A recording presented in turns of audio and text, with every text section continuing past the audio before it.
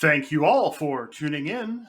The following is a presentation of Bald Spots Productions. Be sure to like, comment, and share. Subscribe, follow, whatever it is you've got to do to kick that algorithm into gear and help us reach more people. Yes, it is I, your humble host, Bill Hatch III, coming to you live from the palatial studios of Bald Spots Productions here in the beautiful city of Malden, Missouri. Joining me for Not Quite After Midnight are my guests today, Vivianne Knebel and Bryon Ehlmann. Did I say that right, folks? So, Yes. couple of, you've got a lot of consonants there. So, where are you each calling from? Bryon, where are you at? Florida. Tallahassee, Florida. That sounds warmer. It's kind of chilly here in Missouri.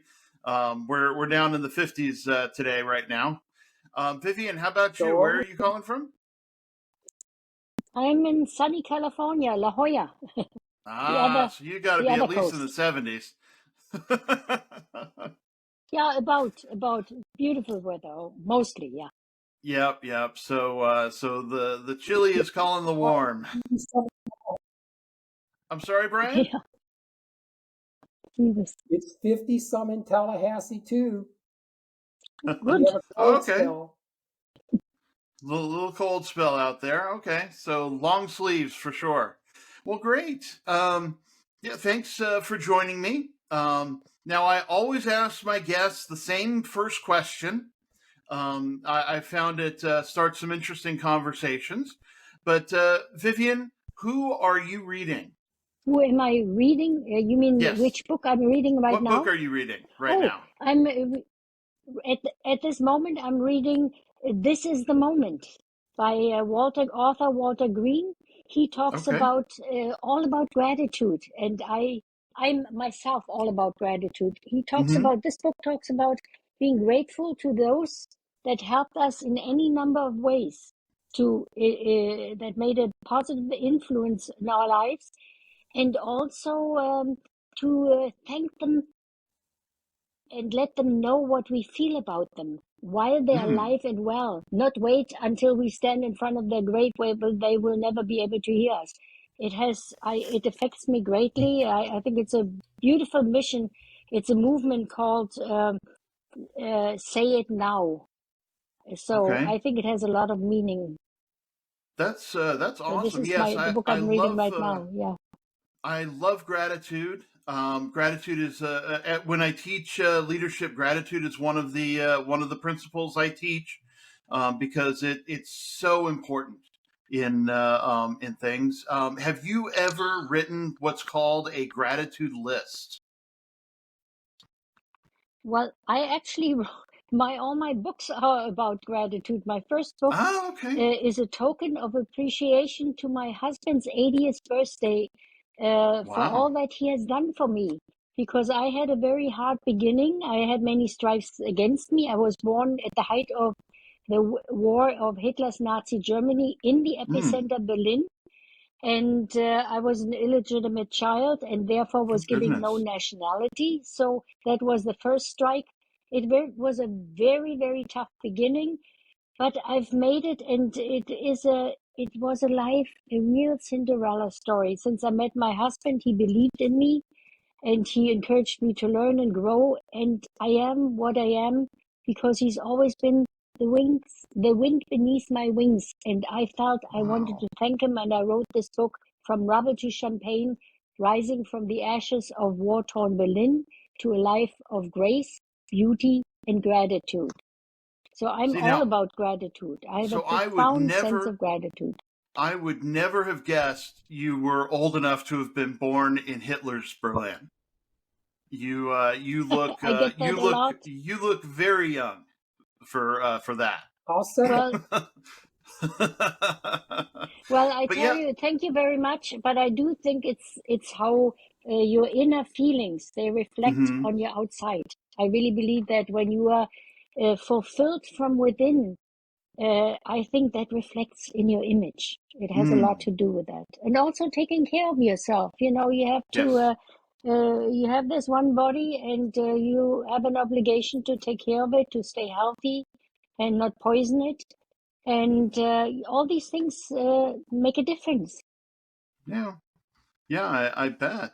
I would say. But yeah, what I teach people to do is to, in the morning when they wake up, to write down 10 things they're grateful for each and every morning, and it changes the way your outlook is on life for that particular day when you do You it.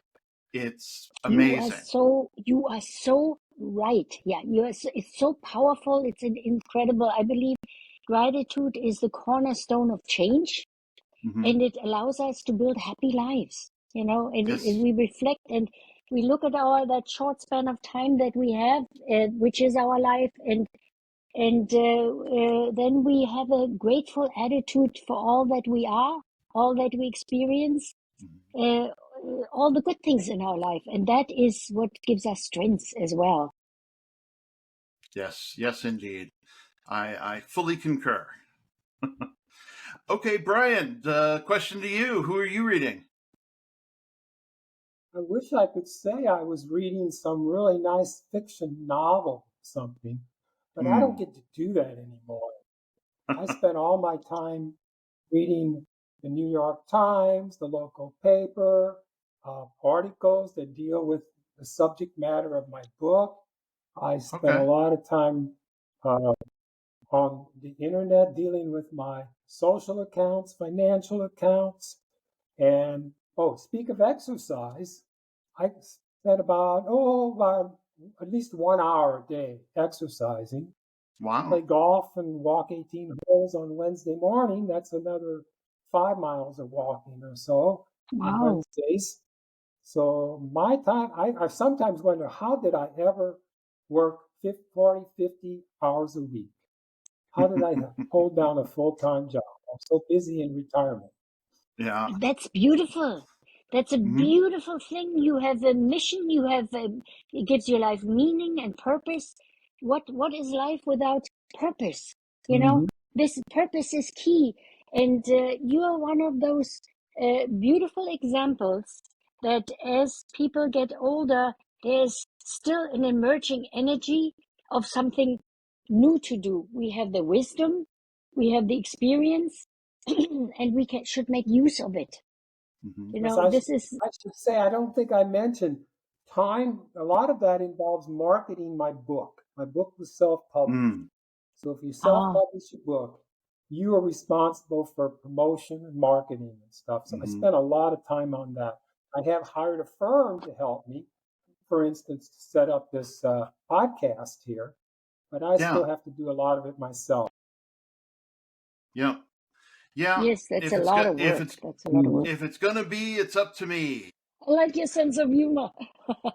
And humor is so important in life, isn't it? Yes. And yes, indeed it is. You mentioned about having a purpose. My book essentially is my purpose now for the rest of my life, to get my theory actually well known, because I think it's going to make for better humanity, for a better world, when people recognize the theory and the new reality about death that I present in my book. Oh, wonderful. And this that's is totally interesting. And that's a natural afterlife discovered, correct? Yes, the newfound psychological reality that awaits us at death. Okay. And up to the whole hierarchy, the whole not hierarchy, orthodoxy of death, what people think about death. It topples that. Okay. Oh, and where, if you want to, where can you find the book? You can find it on Amazon. In fact, no, that was over. Never mind. I was just thinking. I had a promotion going. It was in and over Thanksgiving. The promotion, the Amazon promotion, was in the U.S. I could only have that for 7 days, and then I had to switch to the UK for 7 days. And since you don't use both of you do not live in the UK, you can't buy my ebook now for $1.99. So, but it's on. It's an ebook, it's a paperback, and it's a hardback on Amazon, and it may also be available at other bookstores and stuff. Wow, that's cool. That is really interesting. Yes. Yeah. I'll get into it a little bit in a little bit when you're ready. Sure. I'm ready. Are you ready? Sure. Let's get into the book a bit. The book and the newfound reality that it presents. I usually start out and ask people to do some thought experiments. Okay. I guess both of you dream. Most people do. Dream? Mm-hmm. You're supposed to say yes. Yes. We dream. Yes, of course we dream. Okay. Yes. That's a given. When do you know the dream is over? Good question. Yeah. When you wake up, I guess. That's the right answer, when you wake up. Okay. But suppose you never do. Suppose you die instead. How will you ever know the dream is over? Mm-hmm. Got another That's thought interesting. experiment, okay? Have you been under general anesthesia? Yes. Mm-hmm. Okay. You're lying on that operating table and they're, giving you the anesthesia and doctors and nurses are around you. When do you know that experience is over? When you wake up. When you become conscious again. Yeah. When you're conscious again. Yeah. The operating room, right? Mm-hmm. Right. Suppose you never do. Yeah. Suppose you die instead. How will you ever know that experience is over? See, that's what I always thought about often. Death can be really, it's not necessarily something we need to be afraid of. I often imagine what it was like once they put you under in an operation. What a beautiful feeling. Well, that wouldn't be so beautiful, actually. But now I'm going to come with another thought experiment for you. Have you heard of the movie After Death, which just came out a couple of weeks ago? I have not. No, okay. It's all about a documentary, all about near-death experiences. Uh-huh. Have you heard or read about near-death experiences? Yes, I heard about them. Right? Mm-hmm. Well, people, they have cardiac arrest or something, and they have a near-death experience. A lot of them say, that they've experienced heaven. They've gone to heaven. And of course, when they recover, survive, they tell about this near-death experience and say how real it was, that they actually thought they were in heaven. Okay? So some of them, they feel they're in the presence of God. They feel love and peace and contentment. Okay? But what happens if they don't survive? What happens if they die? How will they ever know that they're not in heaven? Good question. So I claim that they won't. They will never know they're not in heaven. Okay? They will never know that dream is over. If you're dreaming, that is, your consciousness is not ended at death. Your consciousness is paused at death. You are paused in the last moment of your last experience. Okay? Which means that there's actually, psychologically speaking, there's no such thing as non-existence after death. Absolutely, I believe that. Oh, and I should ask you this. Within your dreams or your near-death experiences, you are still yourself. You are dreaming, right? You are experiencing. Right. So you will never lose that sense of self when you die, because you will always be paused in that last experience. Right? It essentially becomes timeless, but you don't know that it's timeless. It does end, by the way. It will end, okay? The living people, you right now will know that it ends, okay? Your brain is dead, Your consciousness ends, but psychologically, you will not know that it ends. It has to do, I'm talking about it at a certain level. Later on, I'll get down, if we have time, I'll get down at a more science level where I'll talk about the cognitive science that supports this concept. And of course, this is what my book is all about. This is totally interesting, and it actually goes with my belief that just because our physical body is gone, that doesn't mean that's the end. This is just the house we live in. That's right. And there's so much more. And before, the self will never die. Okay, but I could substitute for self. I could substitute soul. SOUL. Never die. Yeah. You right. always think you are there. And moreover, you will always think that there's more to come. Because in every experience, now I'm getting a little bit into the cognitive science of it. When I'm sitting and when I'm talking to you, I really feel that I will be talking to you in the next 1 second or so, right? Sure. But if I'm cut out, just like that, and I die, I will never know I'm not talking to you. Instead, I will expect that I still will be talking to you. It's interesting. You don't know your dream or your near-death experience has become timeless. Okay? You think that there's going to be more conscious moments like the ones you've just been having to come. Okay. Right? This is very, very interesting. Go ahead, ask your question. Go ahead. Yeah, you know what? When people, for instance, they always say, "Oh, there's we're here, and once we're gone, once we die, that's it." That's their belief, not mine at all. I believe all the things that we cannot see or touch, that are invisible, you cannot destroy. You cannot destroy energy. On existence, they believe that when they die, that it will just be exactly like it was before they were born, right? Non-existent. And my book essentially, and my theory says, no, that's not true. And that's a beautiful thing. Aspects of this. I believe it will make humanity better. It will make society better. And you're giving people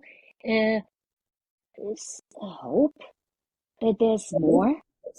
It is. You are giving a beautiful gift in educating people this way, bringing your view out, and I think that is definitely something good for humanity. It takes a burden for a lot of people. A lot of people are afraid of death. I'm not one of them, because I believe that all I think it will help prevent tragic suicides. Yeah. Okay? Yeah. Suicide I should have known that. Especially with young people and stuff like that.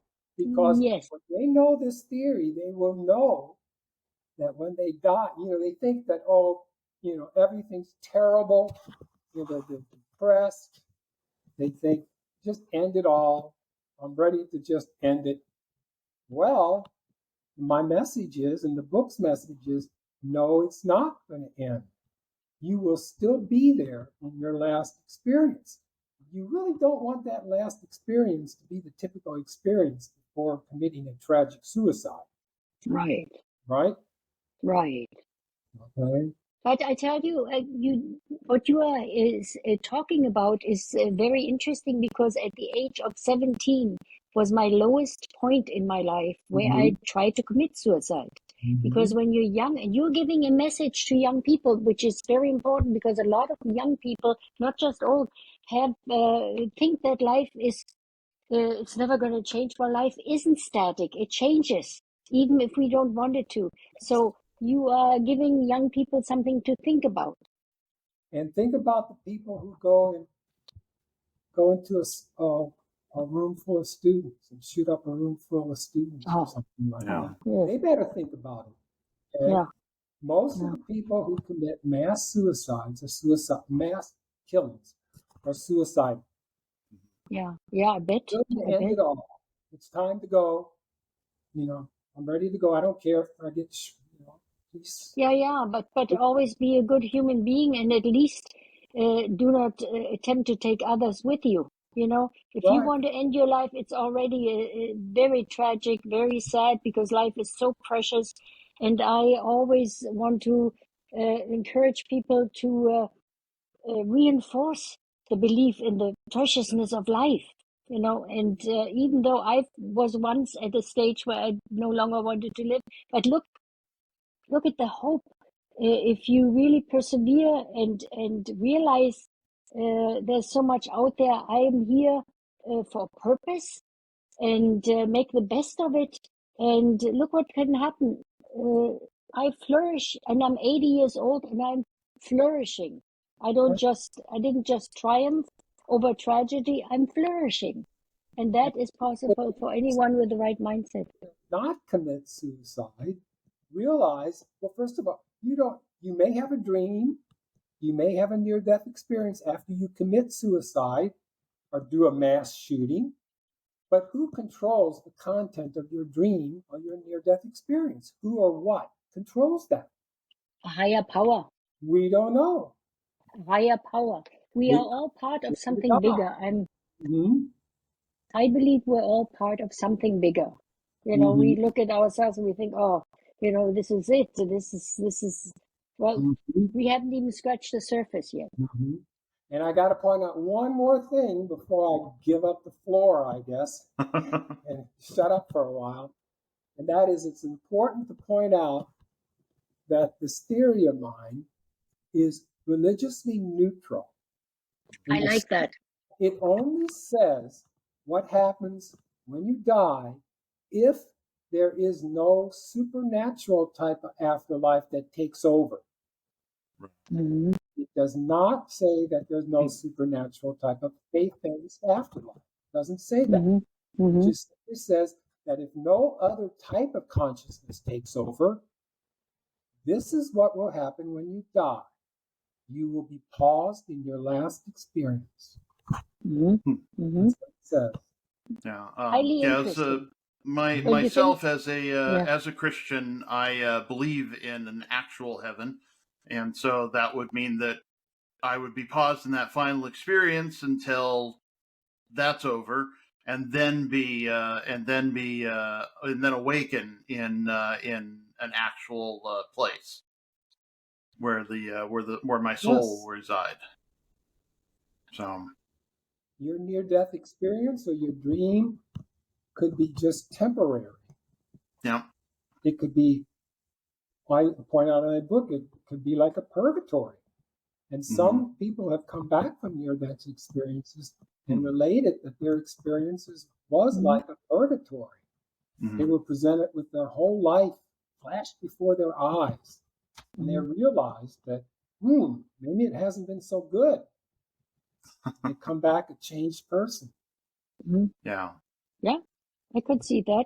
I could see certain things happening in your life that changes you completely. I was diagnosed with breast cancer 10 years ago, and I became deeply spiritual since then. I've always been a seeker and a searcher all my life, from a very young age, actually.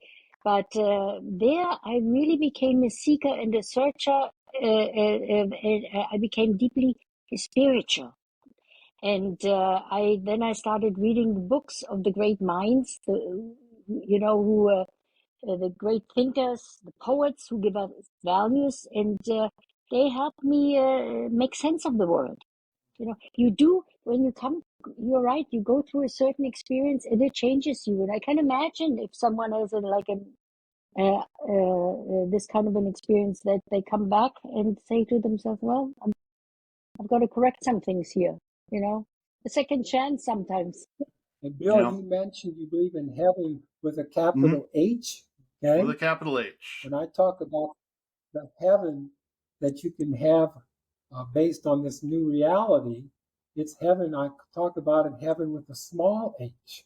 And it can be a heaven of optimal happiness. That's what I claim.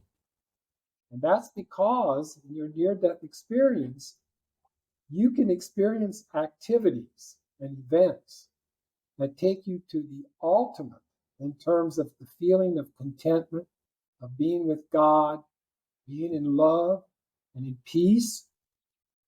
You're the ultimate of happiness. And that's when you die. You're cut off. Right. So, for all eternity then, you will believe that you are experiencing that ultimate heaven. Okay. I call it an illusion of immortality, is what it is. Yeah. It's an illusion that you have it done. You think you're still in that last experience, and you always will believe you're in that last experience. And there's no logical, with this optimal heaven with a small h that I talk about that's possible, there's no logical consistencies as far as, questions about, well, in heaven, do you have free will? In heaven with a capital H, will you have free will? Mm-hmm. I believe that's a so. logical question that often comes up. If you think you have free will, then the next question, of course, is, but are you allowed to make bad decisions? Are you allowed to even make decisions that are evil? If you are, this would not be a perfect heaven any longer. Right. Well, there's it. So it doesn't, this capital small h heaven doesn't run into those logical problems. And I'll mention one more logical problem that it solves. People will say, well, in heaven, if heaven's perfect and everything, what are you going to do for the next zillion years? How is it that you won't get bored? But this heaven with a small h, in that heaven, it's timeless. You will never get bored. You will always believe there's more glorious moments to come. Yeah. Well, I believe that the capital H. Interesting view. See, I believe the capital H heaven is also timeless. So, so that would preclude boredom. But that's right. Mm-hmm. Yeah. But as far as when it comes to when I think about this heaven, we can make our own heaven here on earth by having the right mindset, by being passionate about purpose, compassionate, have empathy and the kindness. But God, or you can call God, you can call it any name, you can call it. It's a name I give it. It's a higher power. I don't think God. There is a difference in that higher power between good or bad. I believe it's all one, but we get the choice. I believe we have the choice to choose. Are we going to be good people? Are we going to be evil? We have that choice. And so I don't, when people come and say, how could God allow so much pain to go on? When there's so much tragedy out there, how could God allow that? Well, God is that higher power that there is no difference. It's just all one power that permeates everything. But we do have the choice. Yes. I do not blame God for the evil of this world. No. The evil occurs because of humans and their choices. And the evil also occurs simply because we live in a physical world. Rocks can still fall and hit you on the head and kill you, perhaps. Yep. That's the physical world we live in. But in heaven, a spiritual type world, you don't have to worry about that type of evil. Hurricanes, tornadoes, fires. And everything has a meaning. Forest fires, even those, there's good in that because they make the earth fertile. And somehow if we look to nature, we can learn a lot from nature, I feel. Like, for instance, when people go too crazy and they, like right now, we're kind of at that point with so much division and so much uncertainty and so much hatred going on. It goes on so long until nature again balances it out with some kind of catastrophe or wars or whatever. It kind of balances itself out. Yeah, it's very interesting.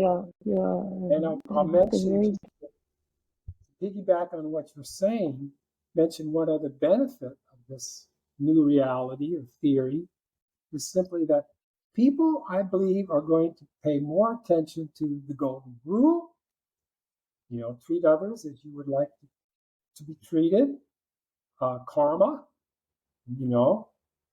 that will become more prominent in people's mind because people will not be, they may not believe in God or a religion, but they know something's going to determine what type of last experience they're going to have. Whether it's a good dream, bad dream, nightmare, whether it's a heavenly or hellish near-death experience, they have to start worrying about that now.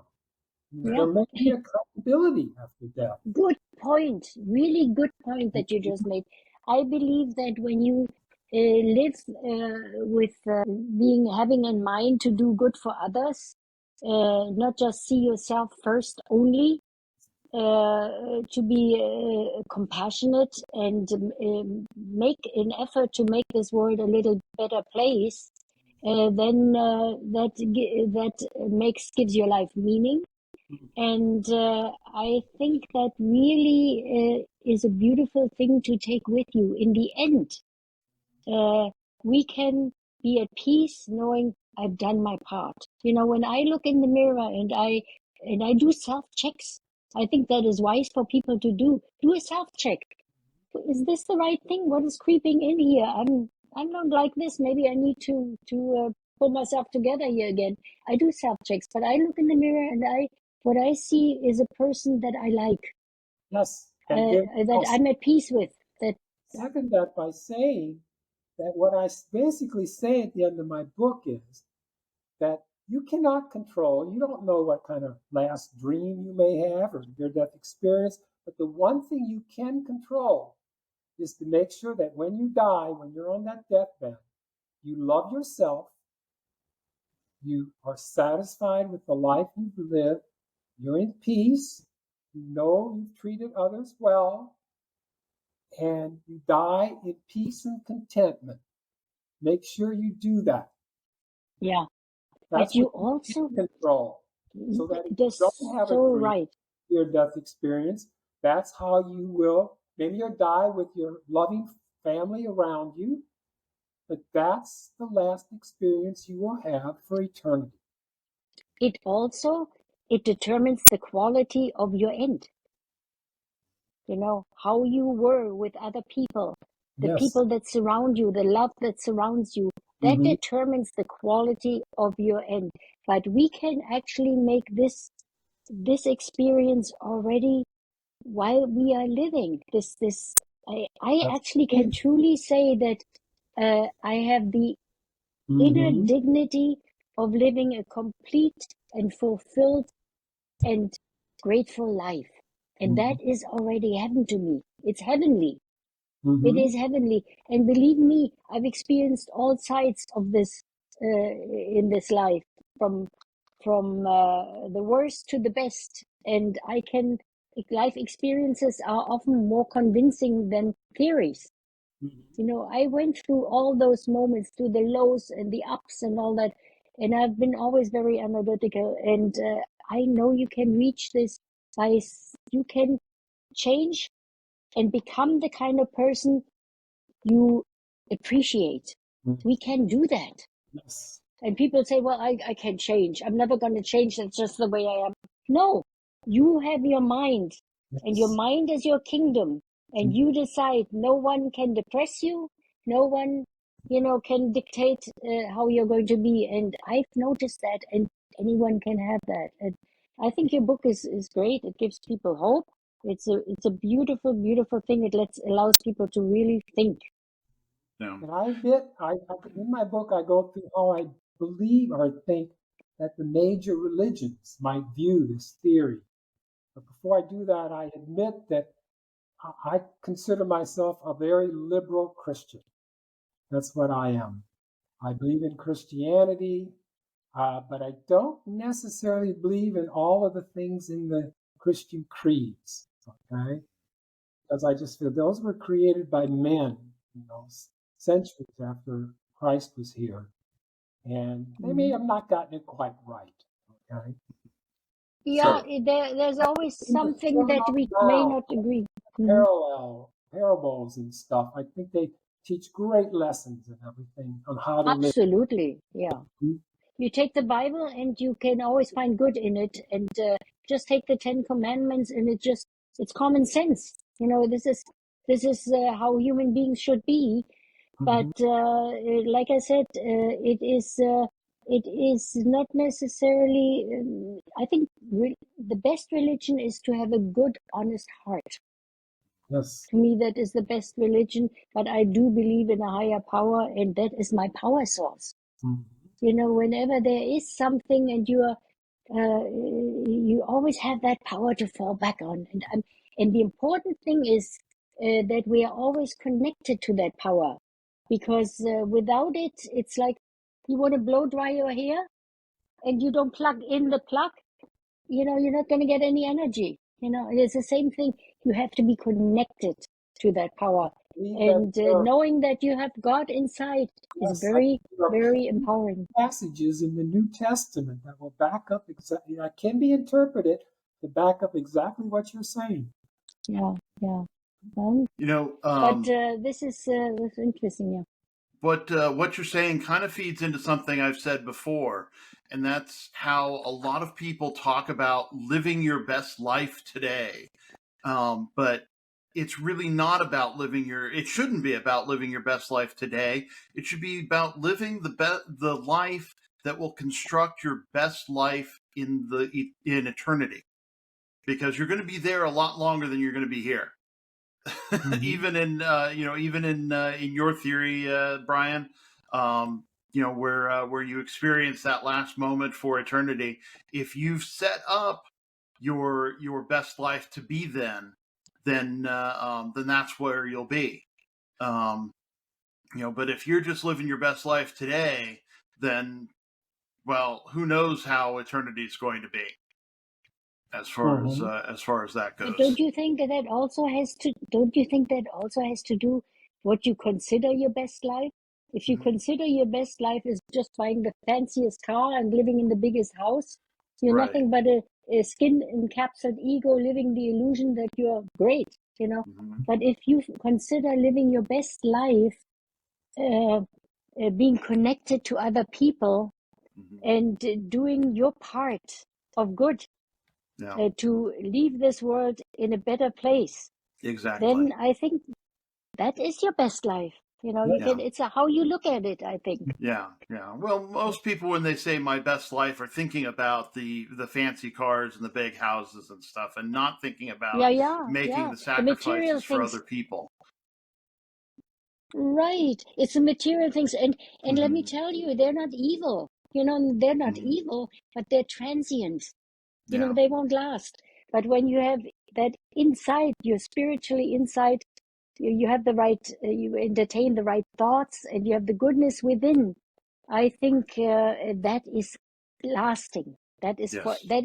You take that with you. Yes. I believe that, and that goes with your, once we're gone, we take that, how we live this life, with us. Correct. Yes. Absolutely. Now, Vivianne, speaking of living your best life, you've written some books that could help people do just that. On the questionnaire, you listed, and you've talked about Rebel to Champagne, and that's being turned into a documentary, which I think is awesome. It's already on Amazon Prime, or it's going to be? Yes, it was. Yes, no, it is. It is out there on Amazon Prime, but Cool. It's not called From Rebel to Champagne. It's called An Unimportant Girl, because I felt very unimportant. So, like I told you, I was an illegitimate daughter of a fiercely devoted mother, and was not given the citizenship. I went through many struggles. I went through the immigration, the typical story of the German immigrants who struggled in the New World, and arriving in Canada, being hungry the first winter once again because were not in command of the language, having to go to a church. My mother walked with me, took me by the hand, we walked into a church, and I explained our plight to the priest in broken English. I wasn't in command of the language, and the priest sympathetically handed us $35 to keep us afloat. And so that was it. And then at age 14, I left the job market. I left school and joined the job market, and had a hopeful. My mother had to have a special permit, of course, because of that child labor law at that time, child labor law. And I got a job at a dentist who was very promising, but there I was sexually abused, and not by my boss, but by someone else, one of his friends. So that was at the age of 14. So, you know, by the age of 14, I already experienced more trauma than a lot of people in their whole lifetime, when I really think about it. And I also had very low self-esteem because I had trouble in school. I was not able to follow the concepts of the teacher, and I was condemned dumb by my teacher. So you know what that does to a child? You know, so I've had very low esteem, and from having so low esteem, so little confidence, I'm sitting in front of you as the most confident person. And it just shows you what we can deal with and cope with in life. Yes. And this is a real, of course, we have to constantly do our best and not ask ourselves, what can you do for me? What can you do for, ask, what can I do here? You know, how can I be of service? And I believe in service, because service expresses a state of mind that is love. And so I always have this great awareness of service. And yeah, so I wrote this book, and it became the documentary. How it is actually also, I'm doing the same thing as you do with your book. I would like for young people to know life is not static; it can change, and cling to hope. Never give up hope. Stay positive and optimistic, and in adverse situation, try to find a crumb of good and build on that little crumb of good, and it will expand. This is, we are capable of so much.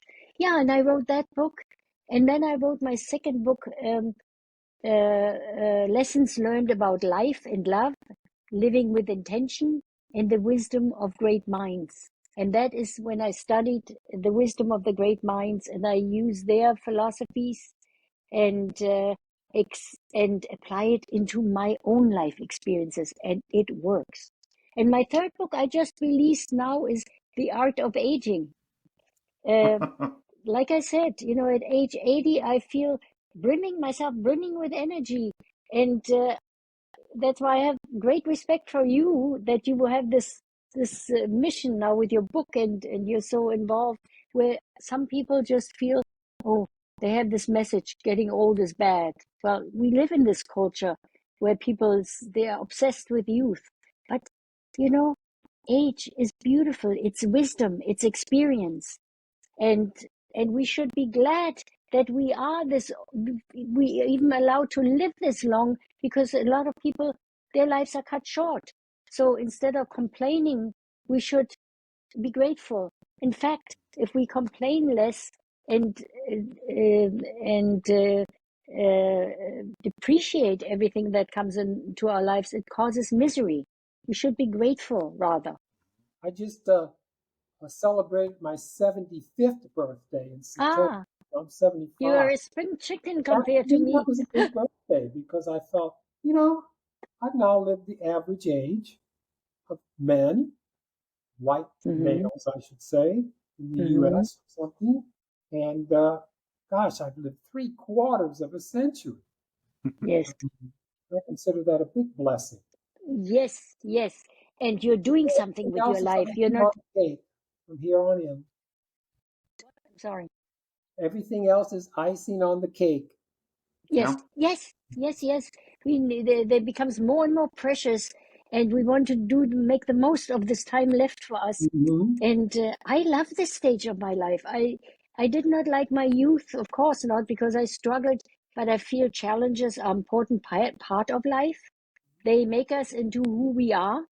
Looking backwards, I do not wish it on anyone, but I'm grateful I went through those experiences because they made me resilient, and they made me who I am today. And they allow me to use that pain to help others. So I live with full awareness. I think that is one of the greatest wisdom, to pay attention to every object, every being, every action, and you come into full rapport with life. Absolutely. My book, it supports everything you said. That's wonderful. That's why I'm so interested in. This is a very good match here, I think. Uh-huh. Yep. Yeah, it's funny how often the random system that I use to get guests together works. But yeah, you talked about people being negative towards you and having calling you stupid. My fifth grade teacher felt that way about me, and she even basically followed me to my next school in sixth grade, because I changed, because that in San Diego, that was where we changed schools, was fifth to sixth grade, and got me into special ed, got me put into a special ed class. And thank God, literally thank God, that I have the parents I have, because they worked to get me into the program I was supposed to be in, should have been in, which was an independent learning program, where I was able to basically explore education as I saw fit. And yeah, It's great that your parents led you in the right direction. This is great. But at the time when I was a child, in the aftermath of war-torn Berlin, there was no, you can get it, we'll help you, we'll guide you. You got it or you were out. And they were pretty brutal in just saying right into your face. But psychologically, there's a lot of damage that can be done. And I had to dig myself out and shed that limiting self-belief. Once we shed that limiting self-belief that keeps us in shackles, I said to myself, I have something beautiful to offer the world. And I put out my best, and I just wish that others could see it, that are struggling. I want to help those that feel defeated and suppressed in life. Yeah, I'm gonna have to watch. I'm gonna have to watch An Unimportant Girl. It'll be interesting. It sounds like it'll be a wonderful story. There's a lot of empathy there. I think it could. I hope it makes people more. Would instill empathy, because there's a lot of humanity depicted in the film. So I think and we learn from our past. We need to learn from our past, not to repeat this, but obviously people don't want to learn. Look at what's going on today in the world. Look at the wars. Look at what's going on. I just do not understand why we cannot learn. That's why we are here to plant a seed. We are here to plant a seed. Just on our panel here, plant the seed. Look at the good out there and try to spread some good. That is so important. And one little step is the start. Every journey of 1,000 miles starts with one step. We need more people to see this and be outspoken about it. How they feel. You remind me of the saying, those who do not learn the lessons of history are doomed to repeat them. And that's exactly what we're doing. Tragic. People don't want to learn about the past and the failures and successes. They and so they just continue making the same mistakes. Yeah, but some of it falls on fertile soil, and if we speak enough about all this, I think young people can learn from it, not to repeat those mistakes, to think for themselves. Like, for instance, in Germany, Nazi Germany, that propaganda, there's just, people were all brainwashed. I mean, think for yourself, trust in the integrity of your own mind before you follow. I believe that so much. And I hope that this will help a little bit, every little bit counts. I wish that people, and it also, the Unimportant Girl documentary also shows people, if you cling to hope and you persevere and you stay determined, you can make the life you want for yourself.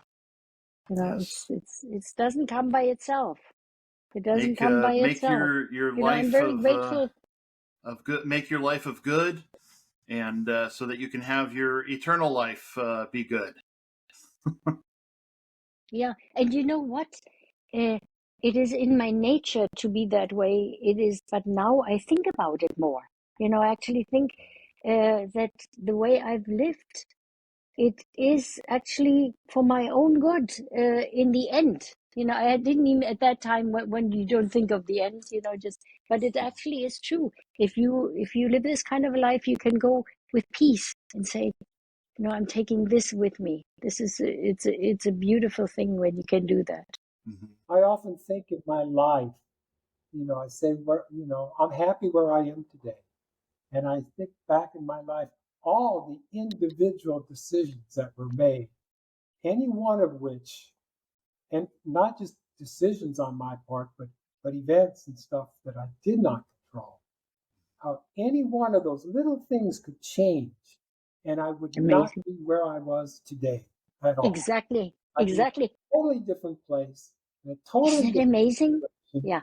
If just Isn't like it amazing? in my early 20s, had I done this instead of that, my children would be different now. My wife would be different. Everything. Yeah. It's amazing. Yeah. And also when they say there's a proverb. I think there was a guiding hand there. Yeah. And I think there is a proverb that makes a lot of sense, is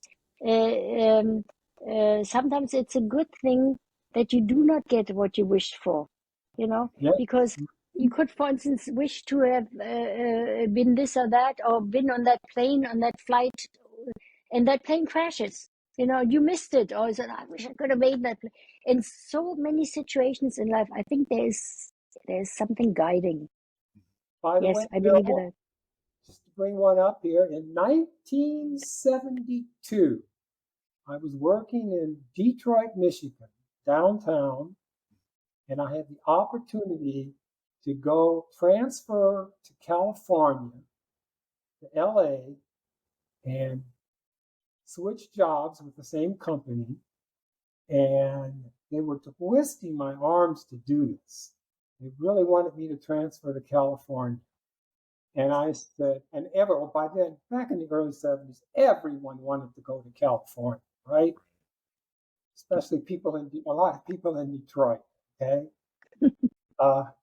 They twisted my arm, and I said to the company, no.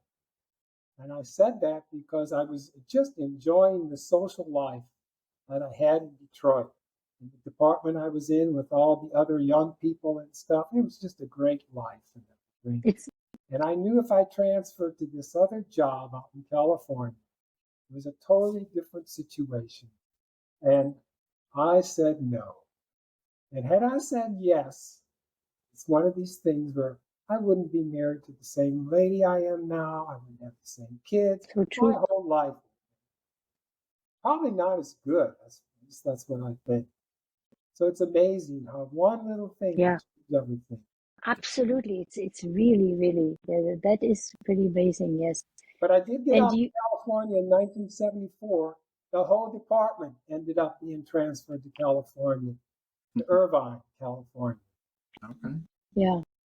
That was your story. That was your journey. Yes, the decisions we make, they have an impact later on. Mm-hmm. Everything we do, you know. To your point, Vivianne, about the guiding hand, back in the early 2000s, I fell at in a warehouse at a job I was doing from an elevated height and messed up my lower back. And at first, the doctors wouldn't do anything because they're like, no, it's not bad enough. And when you're living with it, it's certainly bad enough. But I put off getting the surgery for 20 years. And I was seeing a doctor in Fountain Valley, California, which is Orange County. And his PA kept saying, we've tried everything to get your back better. The only thing left is surgery. You should try it. She kept saying, try surgery, try surgery, try surgery. And I kept putting it off because I'd heard such bad things about it. But finally, one day I'm like, okay, this is just so bad. I can't even stand up. So I'll go ahead and get the surgery. And so we arranged the surgery, and in January of 2020, I got the surgery. As soon as I woke up from the surgery, I knew I was awake because actually, I almost didn't know I was awake because my back was 100% better. The pain was gone. I didn't even need the morphine they were trying to give me for the pain from the surgery. It was so much better. And then a week later, I get a notice that my doctor's no longer taking my insurance. If I had waited another week, I wouldn't have been able to get this great surgeon to have my back surgery. So there was definitely a guiding hand there telling me, hey, it's time to do this. And I have not regretted the decision to get the surgery since. It's so much better. It's that intuition. It's that intuition. You had an intuition that was guiding you. Something was guiding you. Had that intuition, and it is it's an understanding of the wisdom, the inner wisdom. It has nothing to do with the mind. It is the inner wisdom that you feel, and you spontaneously go with it. And this time you did. You did that, and that was great. Yeah, and there is. I feel many things are meant to be. I really believe that. I feel that I was meant to go through the pain and the struggling in order to be here now for others, to use it as a powerful tool to help others, and that gives meaning and purpose to my life, and it is the greatest contentment and an inner. This is truly beauty. That is beauty. That is heaven. Yeah. When you feel that way, that is heaven. Yeah. Touching a little bit of heaven with the capital H. Bill, I heard in a previous I listened to one of your previous podcasts before I came on here, and I heard that you moved to Missouri to kind of flee from California. Yeah, so it was too expensive. Decision for you. I made that same decision back in 1987. My family and I fled from California because we just got tired of the population growth and the smog and stuff like that. And so we fled to Tallahassee, Florida back then. Wow. And so we have that in common. Both refugees from California. From California. And I'm the refugee. You're still from stuck Germany. There. Yeah. Everybody quit, but I stuck with it. Pardon me? Bill, where are you living in Missouri? I'm in the southeast part of Missouri, down in the Boot Heel. Oh, okay, yeah. Yeah, I saw you were a professor at the University of Missouri. No, that's where I went to school. That's where you went to school. I was born and raised in St. Charles, Missouri. Okay, I have cousins there. Outside St. Louis. Got my bachelor's and master's at the University of Missouri at Rolla. Okay. Rolla, Missouri, which is now Missouri S&T. Okay. And then I taught for a while up in Edwardsville, Illinois. So that's in the St. Louis area too. Okay. All of my relatives and everything are in St. Charles, Missouri. Wow. Yeah, like I said, I've got cousins who live in up in St. Charles. We back when my younger brother, not my youngest brother, but my younger brother went to boot camp at Fort Lost in the Woods, and when he was Fort Leonard Wood, and Fort Leonard Wood. Fort Lost in the Woods. Lost in the Woods. That wasn't just 20 miles southwest of Raleigh. What was that called? Yeah, Fort Leonard Wood. And we stopped at my cousin's place in St. Charles to stay while we waited for his graduation ceremony so we could go to that. And there was a rainstorm overnight that was so intense it peeled the paint off of my pickup truck. Oh no! Down to the bare metal. Weather. Mm-hmm. Yeah. Wow, they have a lot of weather. Yeah. Yes, I actually really enjoy the weather here in Missouri. We've had some thunderstorms, and I like going out on the porch and watching the lightning and the rain and all that. Of course, nature. Yeah. Yes. But have you experienced the winter yet? No, this is going to be our first winter. We've only been here about 6 months or so. Mm-hmm. So we've had a summer, and right now we're in a fall. We're about to get into our first winter. I'll talk to you in May. Yeah. How's that? Yeah. But then again, it comes. I'm one of those people that I just don't want to complain. If the winter gets bad, then even there you can see good things. How you make hearty meals, you put the fireplace, get the fireplace going. Yep. And have a good book and just be grateful that you have a roof over your head. I can see all the beauty there too, So I think there's beauty everywhere. Yes. You just have to open your eyes. Mm-hmm. Just open your eyes and see it. Absolutely. So everybody should get out there and look for some beauty. Because there is beauty even in tragedy. There is a beauty to it. And we should definitely keep our eyes open for it. I can tell you something what you just said that's very interesting because my husband is seriously ill. Sorry. He's 84 years old. He looks great. He doesn't look like he's so seriously ill, but he has a severe heart problem and liver problem. And there's nothing more the doctors can do for him. And in fact, I just went to the cardiologist the day before yesterday, and it's very sobering to hear that. But you know what? It is still, you can find joy in suffering. Even you can find even your moments of joy in suffering. And what I consider this phase in my life, I've been married to my husband now for 59 years, and this is a beautiful phase, even though he's very ill, because I can be there for him. And he happens to be one of those people that is very accepting and very appreciative of what I do for him. And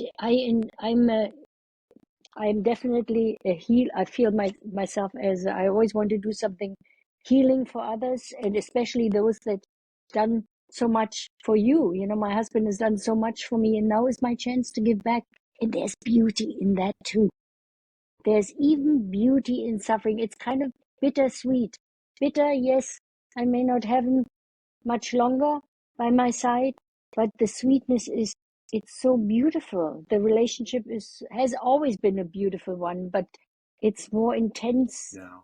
And that is the meaning of that institution of marriage, which I believe in, because as you get older and you're there for each other, and there's this one person where everything is always all right. You want to tell them everything, your partner, and everything is all right here, and that's the beauty in the institution of marriage, if it's a good marriage, of course. Well, Vivianne, and I wanted to make mine a good one.